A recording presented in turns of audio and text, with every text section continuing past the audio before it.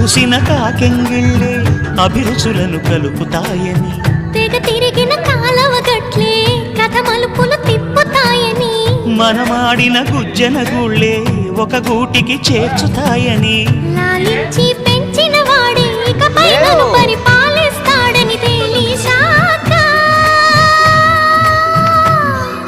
నువ్విక్కడుంటే నేనక్కడుంటే, నువ్విక్కడుండి నేనక్కడుంటే ఎంత కష్టం. నువ్వు నేను కలిసుంటేనే నాకెంతో ఇష్టం. నువ్వు నేను